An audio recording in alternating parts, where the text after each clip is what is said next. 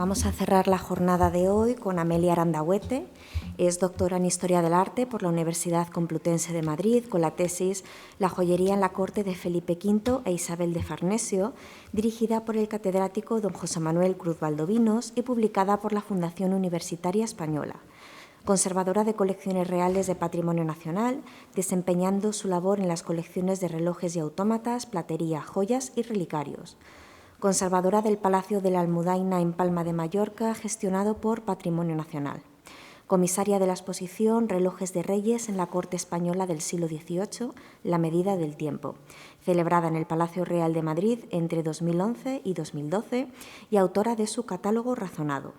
Profesora externa del Máster Gestión del Mercado del Arte en la Universidad Rey Juan Carlos y miembro del Comité de Expertos de Feriarte y Almoneda. También es miembro de la Junta Directiva del Instituto de Estudios Madrileños y autora de más de 60 artículos relacionados con la joyería y la relojería histórica. Hoy nos va a hablar del reloj de sobremesa al reloj de pulsera, nuevas formas de coleccionismo en la corte española. Gracias. Muchas gracias, Nuria. Sí, fenomenal, muchas gracias. Bueno, lo primero es agradecer al museo y a la Asociación de Amigos del Museo de Artes Decorativas y sobre todo a Victoria y a Abraham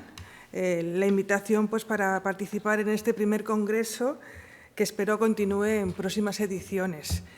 Bueno, voy a intentar resumir lo más posible este nuevo concepto de coleccionismo, en este caso de relojes, en la corte española del siglo XIX, que es una cuestión bastante complicada y que para ello, lo siento, pero me tengo que remontar un poco a mediados del siglo XIX, aunque me salga de las fechas del espacio temporal que tiene este congreso, porque las teorías liberales en el siglo XIX sugirieron la separación del patrimonio de la corona o del Estado del patrimonio personal del monarca.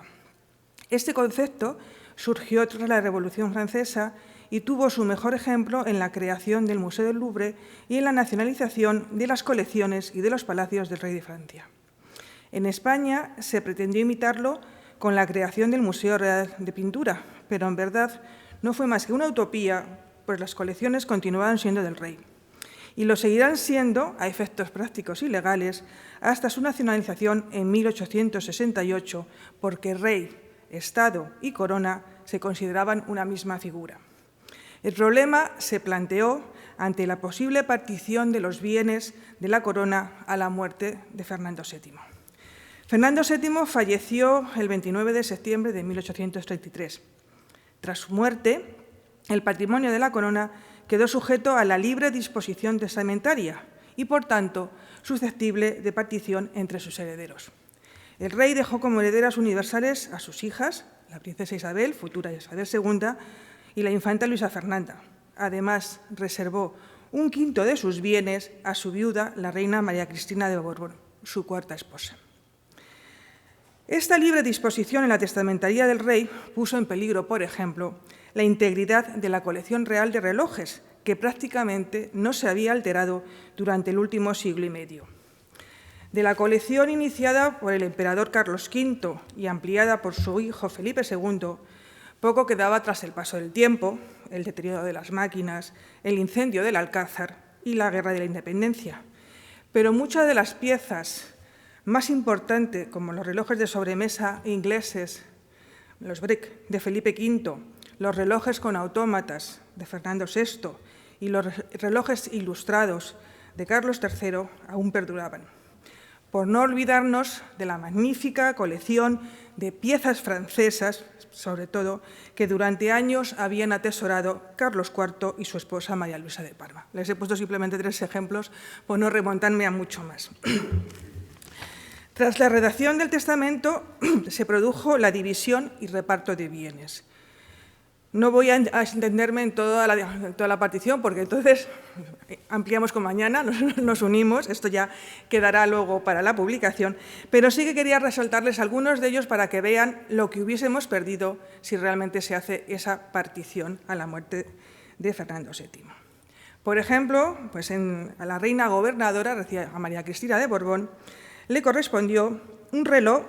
muestra dorada, números sueltos, esmaltados de varios colores, forma gótica con sus candelabros correspondientes, también góticos, todo de bronce dorado, peana de caoba y fanal cuadrado. Todos los relojes en el siglo XIX llevaban peana y fanal. Su valor, 18.000 reales. Simplemente les voy a decir esa cantidad y la siguiente para que vean los valores, porque eso luego va a tener también su importancia. Otro reloj, muestra de porcelana, color azul, guarnecido de diamantes rosas en su centro, colocado en un gran globo sostenido por una figura de mármol blanco de Carrara que representa el tiempo dentro de un templete de caoba con 8 columnas de la misma madera que sostienen una media naranja sobre la cual están colocados 8 leones de bronce verde antiguo sobre los cuales está colocado un grupo de 3 figuras llamadas la tona, pedestal grande de piedra con ladrillos de bronce, en cuyo segundo cuerpo está colocado una gran música de flautas y salterio, su valor 220.000 reales. Fíjense cómo va a ir subiendo, no les voy a decir, ya les digo, más cantidades, pero van a ir subiendo las cantidades en cuestión de valor porque los relojes también van alcanzando mayor valor. Porque este también es un reloj muy importante, que ahora mismo decora el comedor de gala del Palacio de la Moncloa, que no conseguimos nunca que nos lo presten para ninguna exposición, por el lugar tan destacado en el que se encuentra. Y es una araña de bronce dorado de 16 mecheros que contiene en su interior un gran reloj de horas y medias, muestra esférica, azulado, con 2 flautados y 3 pájaros, que canta uno a las medias y 2 a las horas, vestidos todos de plumas. Otro más, y va. Es un reloj muestra dorada colocado sobre una pilastra cuadrilátera que representa la Virgen del Pez de Rafael, cuyo original está en el sitio de San Lorenzo. Y esos, ya les digo, algunos de los que fueron para la reina gobernadora, pero para su hija, la infanta Luisa Fernanda, la cosa va subiendo de categoría y nos encontramos con un reloj horizontal de bronce dorado colocado en un globo sobre una columna cuadrada y sostenido por 4 sirenas de bronce dorado sobre un pedestal de piedra azul jaspeada adornada de bronces con una figura grande de bizcocho blanco. Es un reloj monumental que está en el tocador de la reina María Luisa en la actualidad.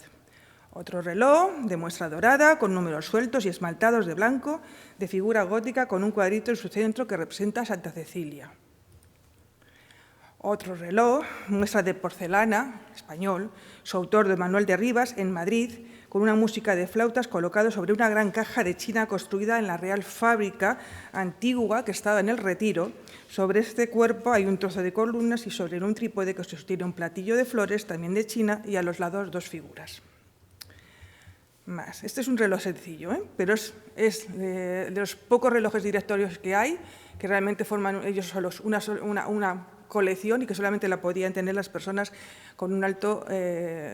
poder adquisitivo porque se hicieron en muy pocos y en muy pocos años. Aquí en la colección de Patrimonio Nacional hay 7. Otro reloj muestra de esmalte blanco sostenido sobre una peana con unos indios recostados sobre un pedestal todo de bronce dorado. Vamos subiendo, otro reloj péndola real, muestra grande de esmalte, caja de 2 cuerpos, de madera pintada de blanco y adornada con varios colgantes y otros adornos y una corona imperial, también con caja de música. Un reloj de muestra dorada, este está en la Real Biblioteca ahora mismo, colocado sobre un gran zócalo cuadrilátero que representa la unión del amor y de la amistad, todo de bronce dorado. Este otro reloj está en el Alcázar de Sevilla, que representa a la reina gobernadora. No sé si la ven aquí, es una lástima porque no tengo fotografía mejor para que lo pudieran ver. Y ya termino con los mejores, por así decirlo, los que están colocados en el Salón del Trono, que es una péndola astronómica, su autor Ferdinand Berthoud, muerta de esmalte blanco, días del mes y de la semana, crecientes, menguantes, ecuación del Sol, con barómetro, también en la lenteja. Un gran reloj, que lo verán de vez en cuando porque suelen enfocarlo mucho en el Salón del Trono, de porcelana con días de la semana, meses del año, crecientes, menguantes, de luna, salida, puesta de sol. Son figuras, representa la música, una figura y unos niños con instrumentos musicales. Y ya termino con este,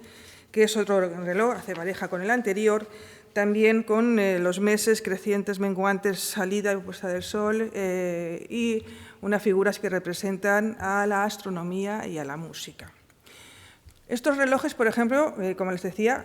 estaban lo que entonces en la época de Fernando VII era el Salón de Embajadores, actual Salón del Trono, es decir, uno de los sitios más representativos del Palacio Real de Madrid.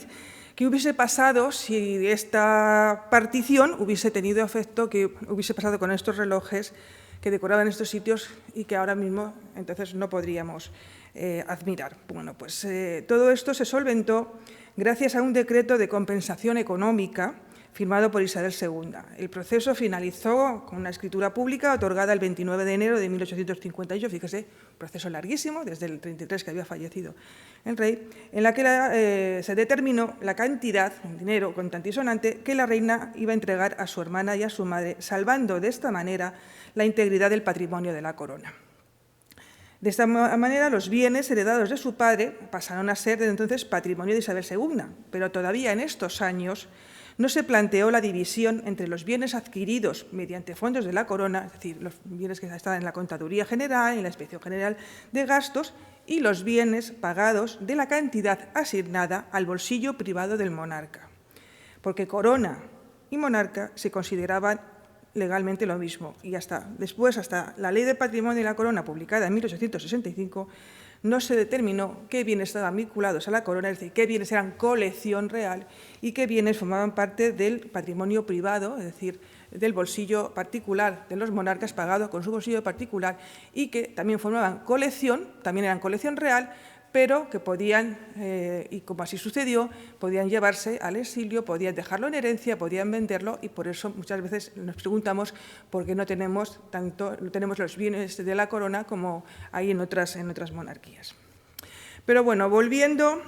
un poco a lo que nos ocupa, que son realmente qué pasa con estas colecciones, cómo se van formando ambas colecciones, cómo van aumentando estas colecciones. Decirles que, por ejemplo, en el inventario de las alhajas de Su Majestad, la Reina Nuestra Señora, doña Isabel II, hecho en el Real Palacio de Madrid, año 1844, fíjese qué pronto estamos, es decir, casi pasando el reinado, se registraron en el oficio de guardajoyas 75 repeticiones y relojes sabonetas elaborados en oro y en plata. Esta valiosa colección de relojes de bolsillo, algunos heredados de sus predecesores, como por ejemplo un ejemplar realizado por Lepine, por orden de Su Majestad Católica, reunía piezas fabricadas sobre todo en Francia y en Suiza. Las esferas, no les iba a contar los 75 relojes, entonces he intentado resumírselo para que vean cómo eran todas las cajas y cómo eran los escapes. Los relojes eran, las esferas, yo siempre empiezo de esfera para caja, las esferas eran de oro, de plata, estaban esmaltadas de blanco, de otros colores, con las cifras horarias esmaltadas también en blanco, en negro, en metal, ahora ya hemos visto alguna cosa. Todas se protegían con guardapolvos de oro, de plata, de latón, de metal, de cristal con el bisel de oro. Los escapes que regulaban el funcionamiento de sus máquinas eran de cilindro, de vírgulas, con los centros de rubíes,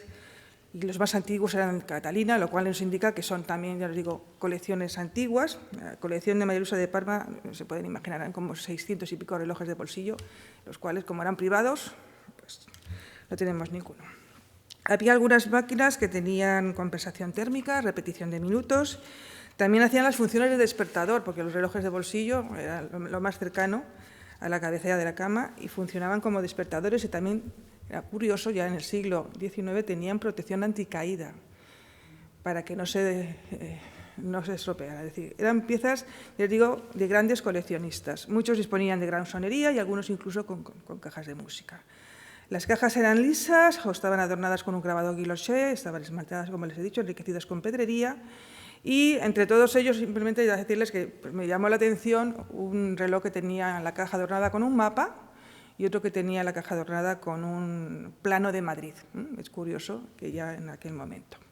Varios ejemplares pues, también se acompañaban con cadenas y con llaves. No he encontrado ningún reloj de bolsillo de esta colección. Ya les digo, es muy difícil. A veces en subasta sale algo, pero es complicado porque no se puede comparar la documentación con la pieza, pero bueno, decirles que los relojeros que firmaban estas esferas y estas platinas que también llevaban el número de registro, el número de fabricación, pues eran Piget Meilland, hay 5 de Louis Duchesne, aquí hay uno en el Museo Lázaro Galdiano, que no creo que formara parte de esa colección, pero bueno, tendré también que comprobarlo. Breguet, que era realmente simplemente con los relojes de Breguet ya se podían hacer una buena colección una buena y rica colección, tenía 14 en este momento, Lepine, y bueno, estos simplemente son, ya les digo, una primera parte de lo que luego va a ser toda la colección de Isabel II. Les iba a haber leído alguno, pero simplemente decirles que también dentro de esos 75 que hemos visto había relojes de señora más específicos, había relojes ingleses, uno de ellos con el nombre de María Isabel, un reloj muy curioso que incluía un juego de lotería, que se le hace mover por el botón, me imagino que sería por la corona, y también un cronómetro francés fabricado por Breguet, un reloj para colocarlo en el chatón de una sortija, una castellana de oro y un reloj fabricado en Madrid por un relojero español que es José de la Plaza, que fue relojero de cámara de la reina. Es decir, ya les digo, una rica y valiosa colección de relojes de bolsillo, todos ellos particulares que la reina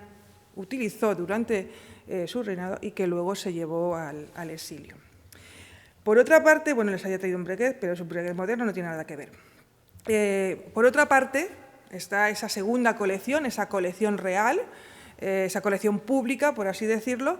que realizó, que fueron reunidos Isabel II y su esposo Francisco de Asís, que continuaron adquiriendo, claro, relojes de sobremesa y reguladores de caja alta para decorar, como se había hecho, como habían hecho sus predecesores, pues los palacios y los salones de los palacios y de los sitios reales. Eran relojes, los de caja alta, los reguladores fabricados en maderas, cajas de madera de muy buena calidad, y los relojes de sobremesa eran ya característicos del espíritu romántico, elaborados en bronce dorado, en mármol, algunos ahora los iremos viendo, en cristal. Realmente les digo, pues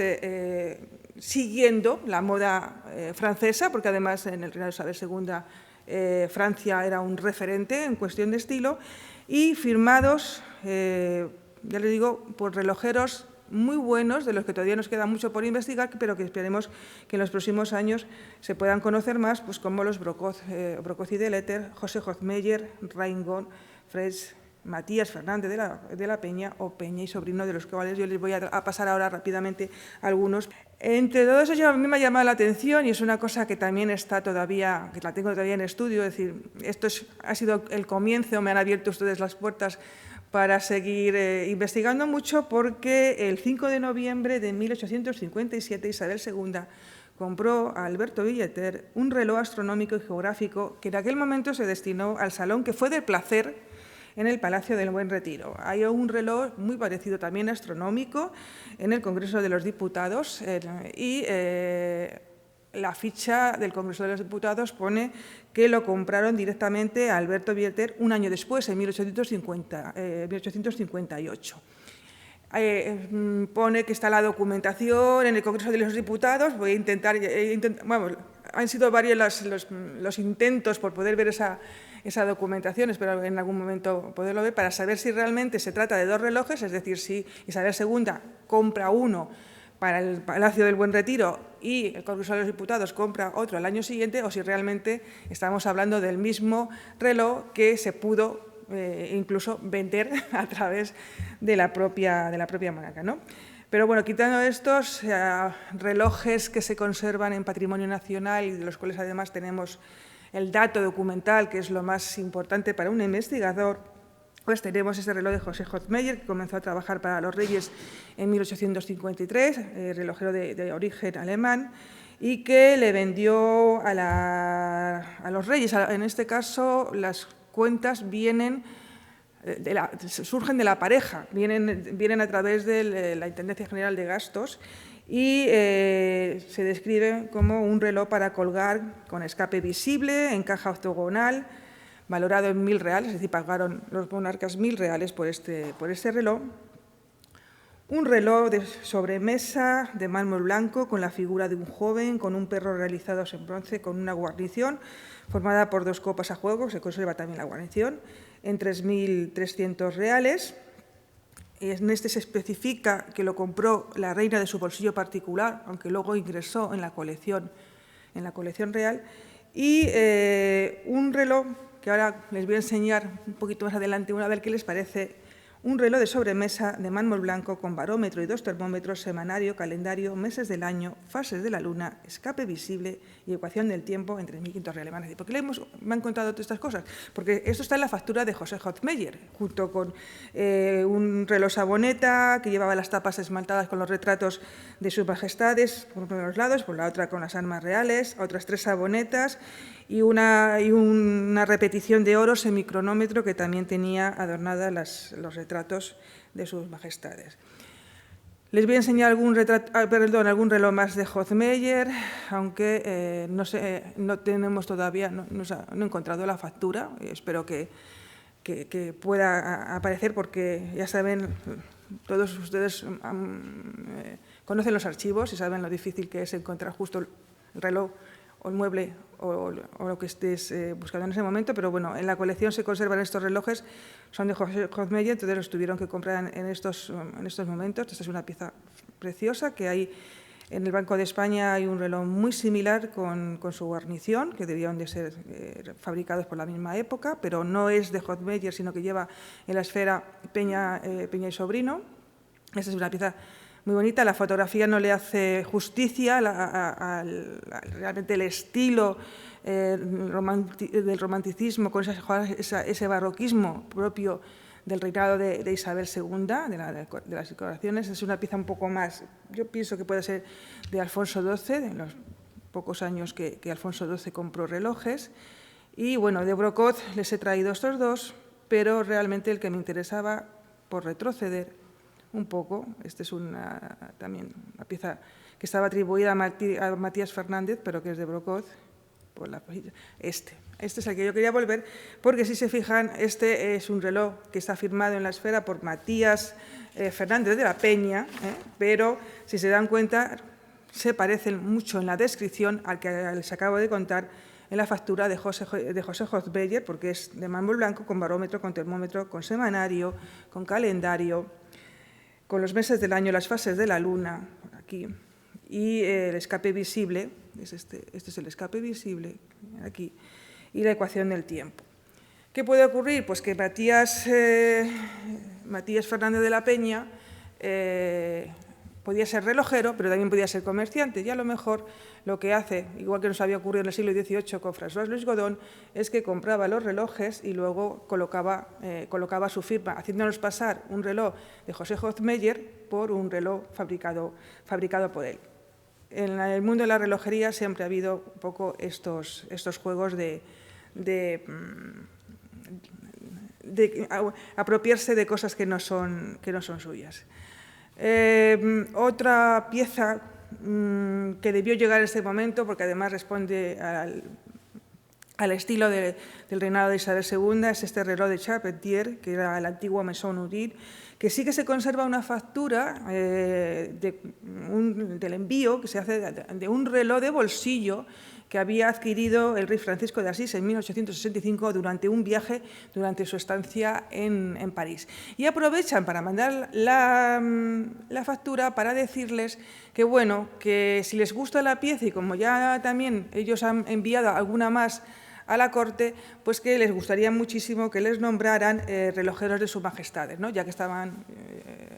mandan un poco estos relojes como la carta de presentación para que los contraten, por así decirlo,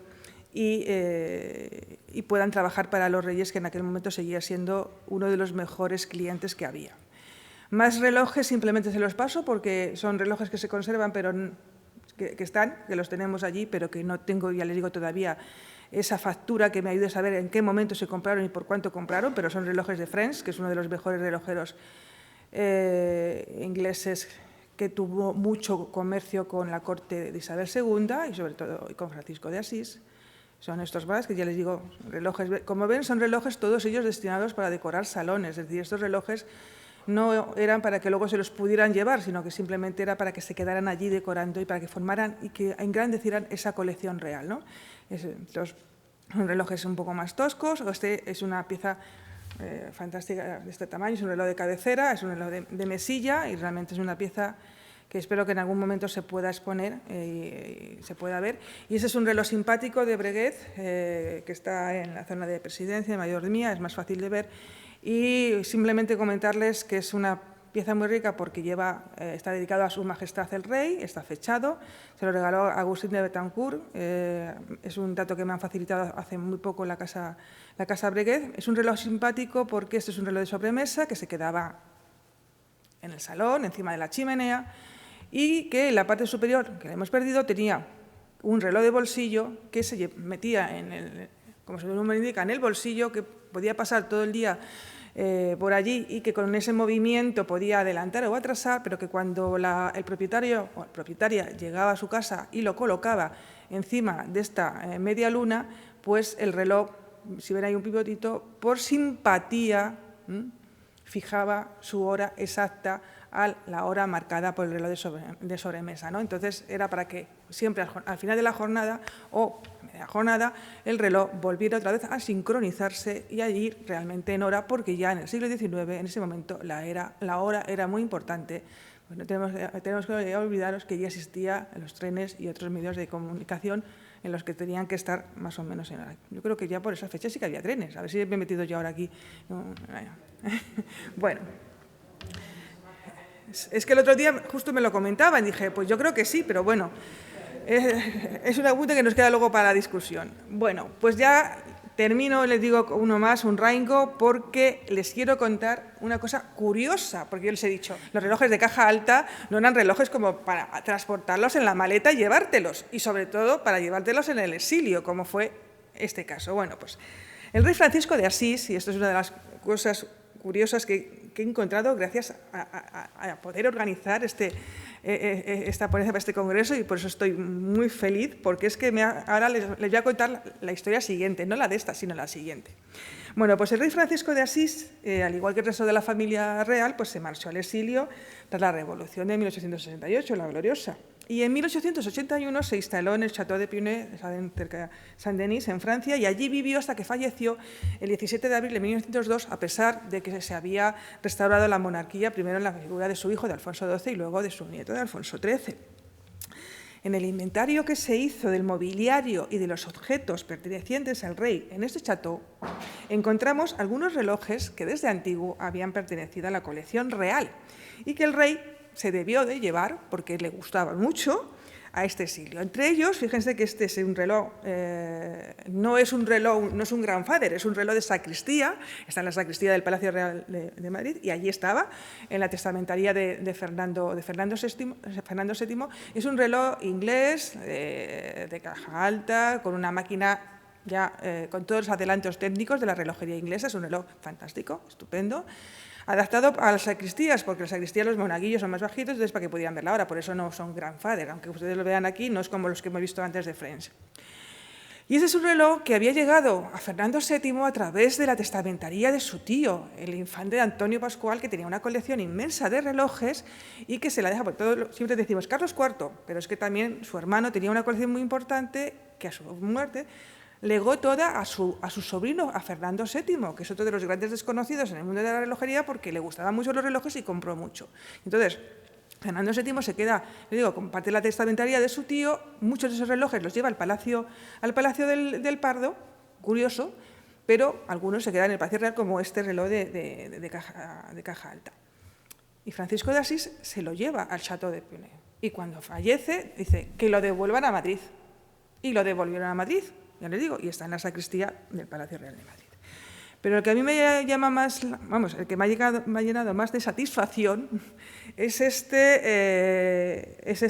encontrar que también tenía en ese chateau un reloj de sobremesa de bronce dorado y madera, que la firma ponía Ellicott, London. Muy breve, les voy a contar la historia, pero es que esto viene desde el año 2011, cuando estábamos preparando esa exposición de relojes en el Palacio Real. Sabíamos, por documentación y porque apareció la factura, que Fernando VI, en 1858, había encargado a John Ellicott, el mejor relojero del mundo, en el momento, 2 relojes de sobremesa, brackets, son los que tienen aquí, relojes de sobremesa, voy a poner en una ménsula, y que son los 2 primeros relojes en pareja, que luego eso va a ser muy frecuente para el coleccionismo de relojes orientales, relojes europeos que iban a Oriente, a China, iban en pareja, pero eso es en el siglo XIX, pero es que esto estamos hablando de mediados del siglo XVIII. Fernando VI encarga estos 2 relojes, los coloca en el Palacio Real de Madrid, los tiene junto a él, van pasando por sus sucesores y de pronto uno de ellos desaparece. De la colección real solamente conservamos el otro. Pues sin una documentación clara se dice que, bueno, pues que Carlos III se lo regaló a alguno de sus personas de confianza, que se lo llevaron los franceses. Bueno, pues ahí un poco la historia ahí quedaba. Hasta que, ya le digo, preparando esa exposición, descubrimos que en el Real Alcázar de Sevilla está este cuadro de Hernando López Piquer, del rey Francisco de Asís, en el Salón del Trono, precisamente, y lo que tiene al lado es uno de los 2 relojes que acabamos de ver. Uno tiene la esfera celeste, el otro tiene la esfera terrestre, son muy fáciles de identificar y, ya les digo, en el retrato está. Entonces, este retrato, los 2 relojes y este dato, a mí me ha llegado a pensar, ya les digo, son conjeturas mías de ahora, que a lo mejor me están diciendo, pues, está muy rebuscada y lo que quiere es solucionar el problema, es que realmente Francisco de Asís se retrató con este reloj en el Salón del Trono, porque era uno de sus preferidos. Además, queda la cosa de que realmente los reyes de España, a pesar de que les gustan mucho los relojes, no se retratan con ellos, pero sí sus cónyuges, porque María Luisa de Parma se retrata con un reloj, Francisco de Asís se retrata con un reloj, y no me voy a poner, también se retrata. Entonces, le gusta tanto el reloj que se lo lleva al exilio, lo tiene en el Château d'Épinay, y cuando fallece, él dice que lo devuelvan a Madrid, pero una de dos, o no lo devolvieron a Madrid, o si lo devolvieron a Madrid, no lo devolvieron al Palacio Real, porque luego el reloj apareció en una colección particular, se subastó, Patrimonio Nacional no pudo adquirirlo porque no tenía dinero, pero lo compró el Museo de Ciencia y Tecnología y ahora está entre sus fondos. Es decir, que voy cerrando poco a poco mis elucubraciones. Y luego, bueno, pues otro reloj que tenía curioso, que también me llamó la atención, pues fue este reloj de Burret, que realmente también es un reloj del siglo XVIII y que no sé si es que lo compró o realmente, ya les digo, lo llevó, pero está en ese inventario. En el inventario también aparecen relojes que el rey compra y que entrega que envía, que dice que luego que se los regalen, que se los traigan a Madrid, como este Raingo, que está muy identificado también. Este reloj, también de cabecera, fantástico, que iba a ir al Museo de Colecciones Reales, pero como es tan pequeño y se pierde en la inmensidad, pues creo que al final no lo van a llevar, pero esperemos que también se pueda ver en algún momento. Y sobre todo, una pieza espectacular, una pieza buenísima, a la que yo tengo mucho cariño, porque fue una de las piezas de mi oposición, y gracias a él me tienen ustedes hoy aquí, que es un cronómetro de marina realizado por French con el número 12.081, que también ingresó en las colecciones reales, pero como pieza particular. Este reloj lo ven ustedes con el número 3, porque realmente es un bien privado, es un bien del rey don Juan Carlos I, que ha cedido a Patrimonio Nacional, pero que realmente, les digo, fíjense, por si les decía, nuevas formas de coleccionismo, es decir, son colecciones privadas y colecciones públicas entrelazadas, y uno de estos buenos ejemplos es este cronómetro, este magnífico cronómetro de marina, espectacular, que, ya les digo, hace muy pocos años ingresó realmente dentro de esas colecciones de Patrimonio Nacional. Bueno, comentarles que Alfonso XII y su segunda esposa, porque a María de las Mercedes poco tiempo le dio, Alfonso XII y su segunda esposa también compraron, María Cristina de Habsburgo, compraron relojes, sobre todo relojes de bolsillo, porque ahora ya cada vez vamos a encontrarnos menos compras de relojes de sobremesa y más relojes para engrosar esa colección particular que ellos tenían. Hay facturas que luego ya se las pasaré en el texto para que ustedes tengan esos datos por si en algún momento les sirve para identificar algún tipo de pieza. Y rápidamente pasar al reinado de Alfonso XIII y de su esposa, la reina Victoria Eugenia de Battenberg, que giran ya, y por ahí nos vamos acercando hacia el final, porque ya no solamente coleccionan relojes de bolsillo, sino que también empiezan a coleccionar relojes de pulsera, porque Alfonso XIII y Victoria Eugenia hacen ya un alarde de modernidad y realmente se ponen al servicio, se ponen en la idea de coleccionar relojes de pulsera, que era lo que en ese momento realmente ya primaba. Aún así, la reina Victoria Eugenia encarga tanto en Madrid como en Inglaterra, porque las primeras compras que hace van muy encaminadas a Inglaterra, porque es su tierra, pues se encargan relojes de bolsillo para el rey Alfonso XIII, con su escudo, como este que tienen ustedes aquí. Pero ya les digo, poco a poco irán, no sé si ahí aprecian un pelín, me ha costado muchísimo encontrar una foto de Victoria Eugenia en el que se le vea con un reloj de pulsera, pero poco a poco van coleccionando relojes de pulsera adquiridos en las principales relojerías suizas, francesas, hay relojes comprados a Cartier, pero también en las relojerías españolas como Melerio Hermanos o la próxima, la cercana a nosotros, de Celestino de Ansorina. Y es curioso porque realmente estos relojes de pulsera que están utilizando los reyes se estropean y también encontramos las facturas de estos relojeros que tienen que arreglar, que tienen que poner en hora, que tienen que repasar estos relojes de pulsera que van comprando los reyes. Esta es una pieza que ha salido en subasta, se adjudica, vamos, la historia es que pertenece a la familia, al hijo Alfonso, a la familia de la reina Victoria Eugenia, que dejó por herencia. Y ahora ya sí que termino con esto, con 3 pinceladas para que vean el concepto de colección pública y de colección privada y de cómo van entrelazándose las dos, esas nuevas formas de coleccionismo, con motivo de la boda de Alfonso XIII y Victoria Eugenia. La República de Perú, sabedora del gusto de los monarcas españoles por los relojes, le regalan como regalo de bodas un reloj típicamente modernista,